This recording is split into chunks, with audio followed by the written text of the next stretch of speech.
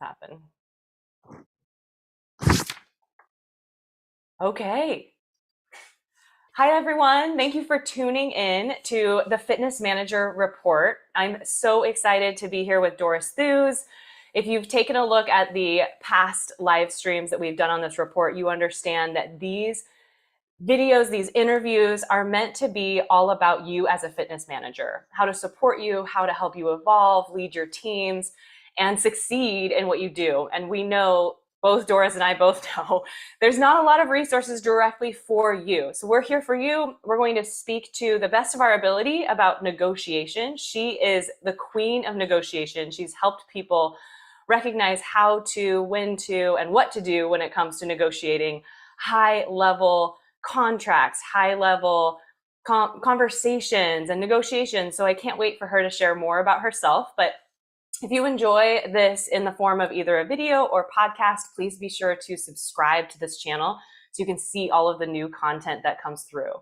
So as I spoke about, Doris today, I'm going to ask her questions specific to negotiation. And whether you're a fitness supervisor, fitness director, fitness coordinator, all those fancy terms we have, you negotiate on a daily basis, whether it's with your team, with the members who participate in the sessions or classes you provide, the upper management team, the lower management team, and everything in between, you negotiate. So there will be times where maybe we bring up examples or stories about our own negotiations that we've done as fitness directors or fitness managers, but we want this to be also related to you. So feel free, as always, to leave comments and questions in the comments below to let us know what you need specifically. So thank you so much again, Doris, for being here.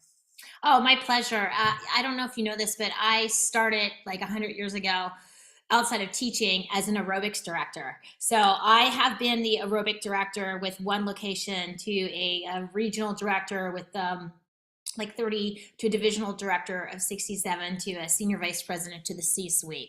So I know what it's like to be on the front lines. I know negotiations happen every day. If you ask a coordinator, do you negotiate? They'd be like, no, not really. Really, do you negotiate your class schedule? Do you negotiate with your vendors? Do you negotiate with your management to go to World Idea? Do you negotiate every time you hire someone or give them a raise? Are you negotiating the equipment that's going in and out of your room because people are taking it? There's negotiations is every day, all day, and it's sales, and there's so many ways to do it. And I think the biggest thing is like a muscle, like resistance training, negotiation is something you need to practice to be strong. Absolutely. That's so wonderful. And that's actually where I had asked Doris, she had presented at Idea World on this very topic. It was such a wonderful presentation. And so I had to beg her to come too. I didn't have to beg her. I just asked her. She was so kind. I had to ask her to be a part of this channel, but I'm so grateful that she's bringing this to you as well.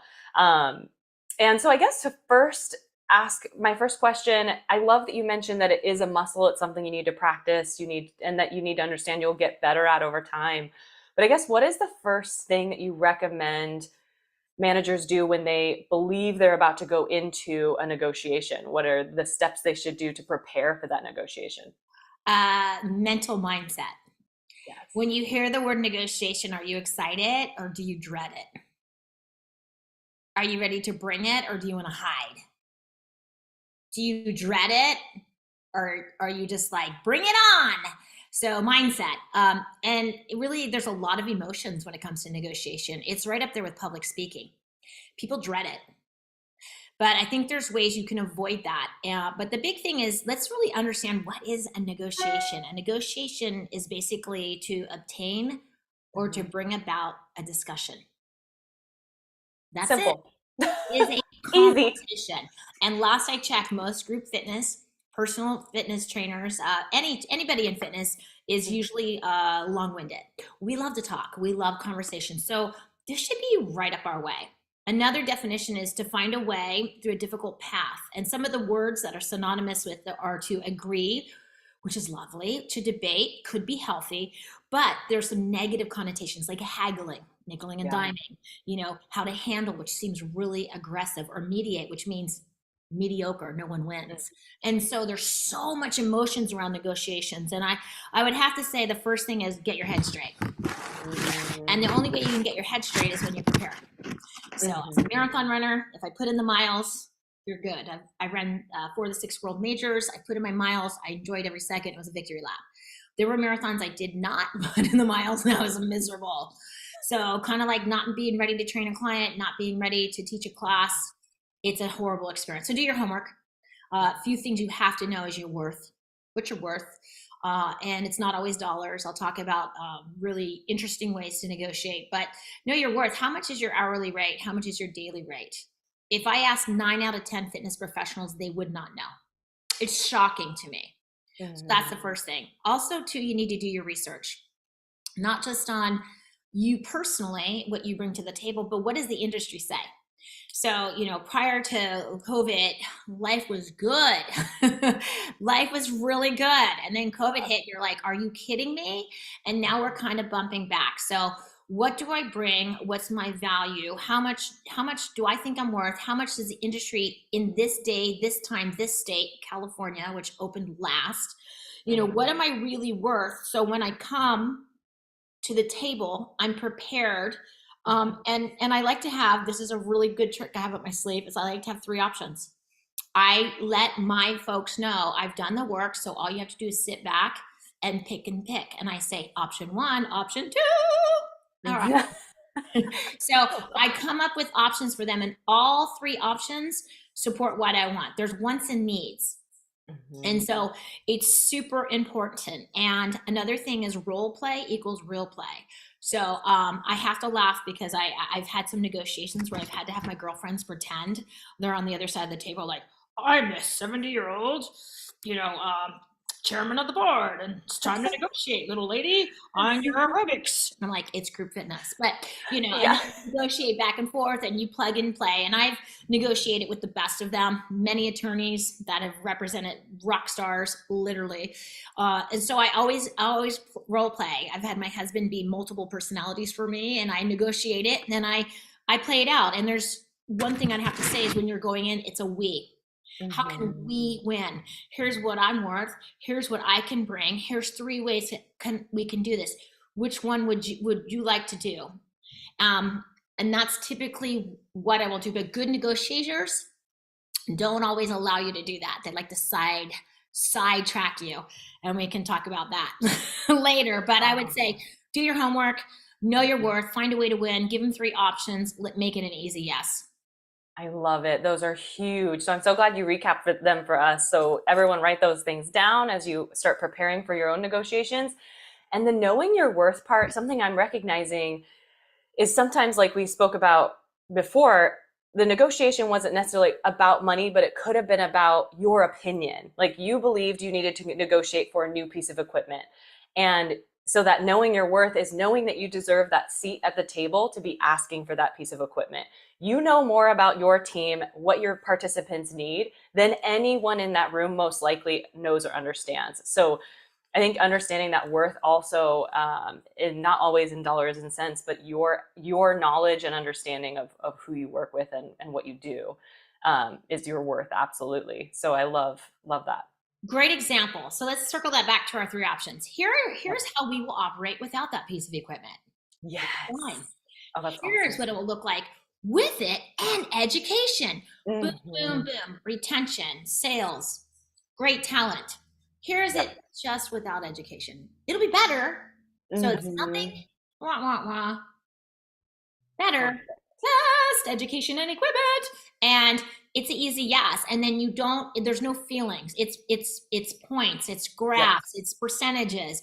And they have to be credible, not fuzzy, made up feelings. They are legit, member retention. Every member retention number has $1 behind it. It doesn't.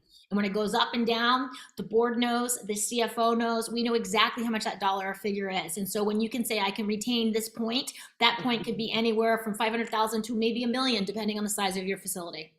Such a good example. Yay. That was so helpful. Oh my gosh. I love that so much.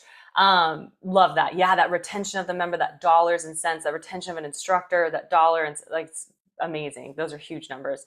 And then second, so during the negotiation, what are some things, like as the negotiation is happening? You've already set us up so well for success, but let's say there's, what are maybe some questions they can prepare for or things they can do during the negotiation to help it be a success? So here's the best part. I'm going to share from my failure. Yay! Set a time and a space that's dedicated to the process. Awesome. So I learned this the hard way after the fact, but a quick meeting makes quick decisions. Yep. Usually do not pan out well. Mm-hmm. Make sure you set aside a time specifically that's dedicated where, like, for example, if I'm meeting with a manager or we're meeting with high level, what's the slowest time in the club? Could it be off site so they don't take calls or not being pulled? Are you feeling well? I made a deal during COVID where I got my second shot and I was sicker than a dog. And it was the only time the CEO could meet with me. And I met with him really quick and I felt really bad. And I was kind of fuzzy on something. And then when he came back the next week, I was like, it's because I wasn't feeling well. Mm-hmm. Don't go in even if you're not feeling well. So be professional, set a time and space that's dedicated. And P.S., what I found out after the fact is he confided in me because he literally represents rock stars as an attorney. And he said the best way to get the best deal is when you rush somebody. And because of that, you never say yes or no. Ever. And he squeezed me for a yes, and I didn't feel good. And I just wanted to climb back in bed. And I said, okay, yeah, sounds good. Send me the contract. And then guess what? I had to sign it up and suck it up, buttercup. And I had to close out that contract knowing that was the rate. And I couldn't complain because that was on me. But a lot of good negotiators will put you in a position where it's quick. They want you in. They want you out. They want to ignore you. They don't want to give it to you. They already know that going in. So get a place where it's quiet. It's uninterrupted. And take your time to respond. You don't always have to say yes. You could, even if you want it, even if it's like, yes, I did it, just go, let me get back to you and I'll get back to you tomorrow. And I always blame it on my husband. Oh, I'm going to talk to my husband about it. He's my business partner. I don't talk to him. I just go, yeah, babe, this is what's happening.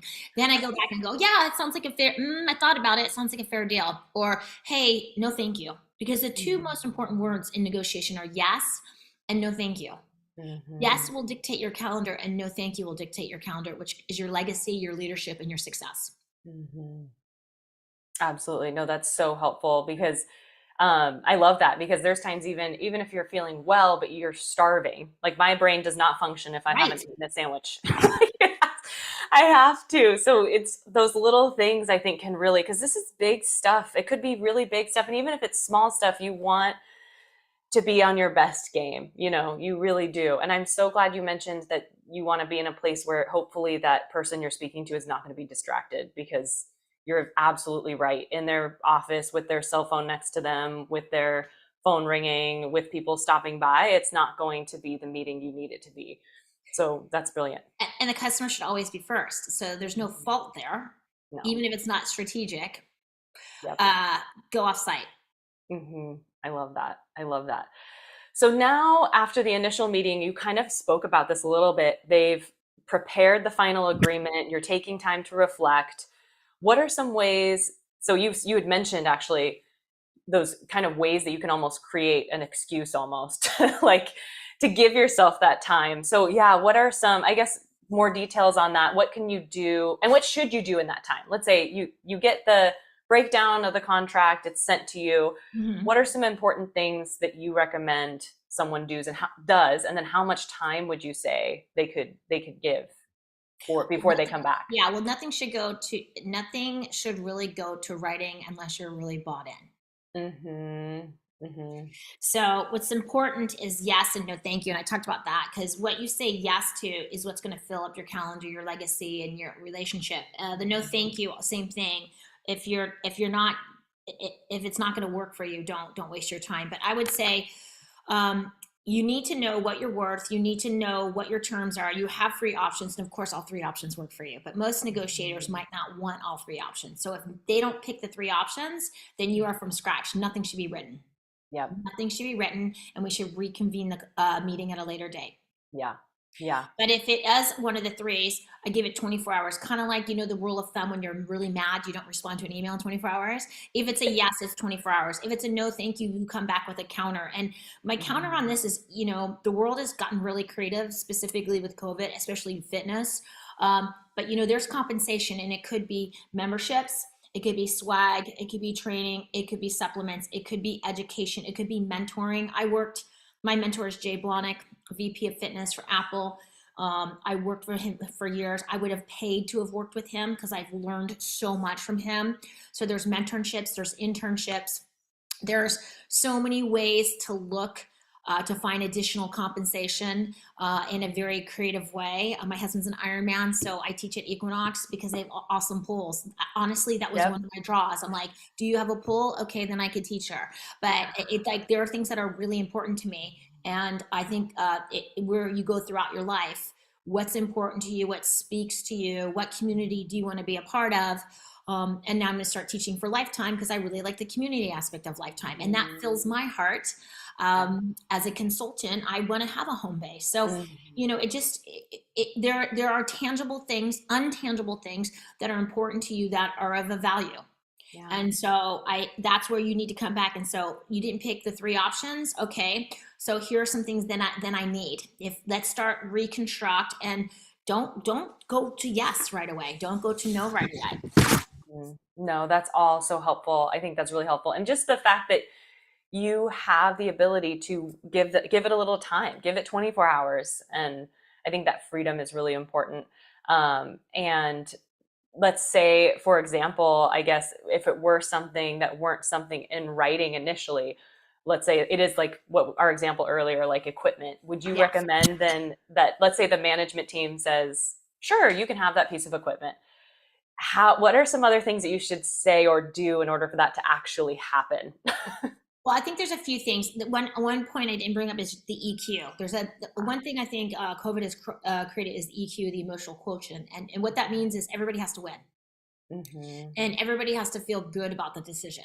So Hmm. what you don't want to do is strong arm a manager into equipment, Yes. because if it doesn't work, it's really on you. But instead, you want Hmm. him to buy in and to be a part of it. And so, with Hmm. that being said, I would say not only are we going to get this piece of equipment, I've been able to negotiate free education that goes alongside of it, which Yeah. means we're going to bring in all these instructors. But P.S. I want to open it up because that's called a paid audition. And then what Hmm. we're going to do is I'm going to do a 6-week campaign on how our club has the booty blaster or the whatever Yeah. you want to call it, or the Yep. the hippity doo-dah hit machine, Yeah. and I'm going to do this big promotion. And then from there, it's going to be, I'll have one person like find ways about it that creates excitement and foot traffic. And Hmm. even the visibility is a lot, especially when you have upper management, executive, you have investors going, whoa, what's this social media blowing up? What piece of equipment did we get? Wow, good job. So make it a So, win for them to be successful, and invite them to the training, invite them to be a part of it, make them a part of the decision. And then the opposite side, I'll have to tell you that one thing we saw in COVID is there's a big retirement phase, and you had a lot of new instructors coming in. And back in the day, new instructors would come in for next to nothing. So mhm. if you get a good instructor that says, hey, I've taken Zumba, or I'm new, I've taken Zumba forever, I think I could be great, don't bring them in at the cheapest wage possible. Do you know why? First of all, they won't be loyal to you, because once they cut their teeth after you train them, after you develop them, and they get a following, and down the street gives them $1 more, they'll go. Yep. Yeah. So, and tell them, listen, I'm going to give you a rate that's a little ahead of your cut, because what happens is every year they're only going to get 2%. Yep. 2%, 2%, 2%, 2%, 2%. They'll jump somewhere Mhm. else. And what you're doing too is you're bringing in the bench to be your starting player. Don't do Yes. that.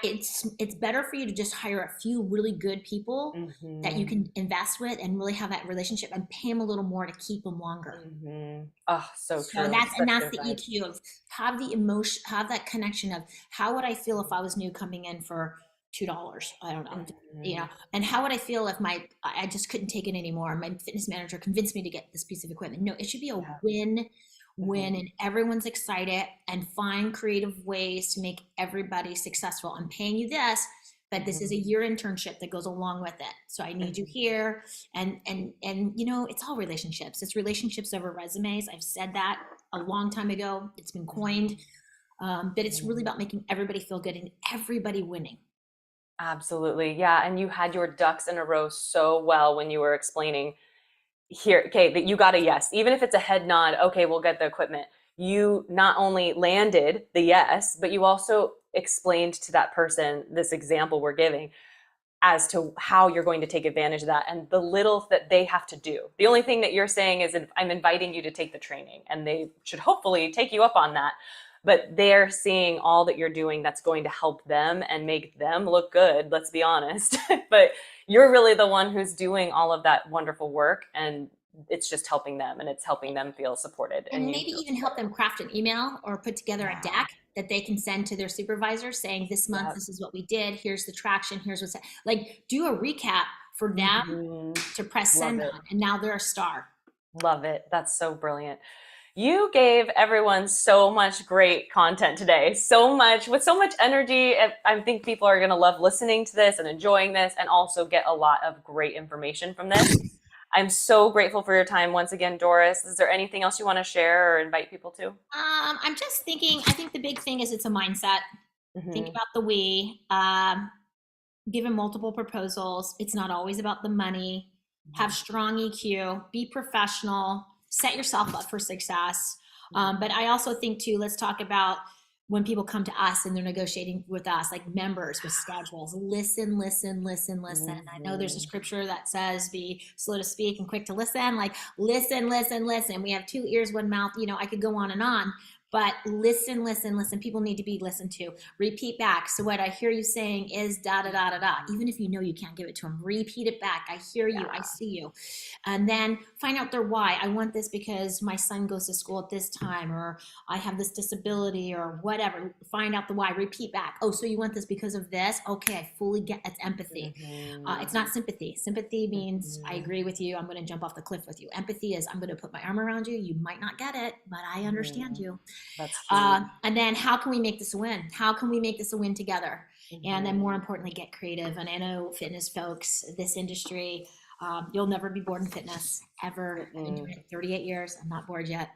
You'll Mm-mm. always be creative. And I think the most important thing is really remember it's about relationships. That's what matters. That's why I'm on this, because Staci Mm. has such a great heart to, reach the world of fitness and support you guys when these tools are not available. And we could talk for hours because we are so equally passionate about this. And so Mhm. this is all about relationships.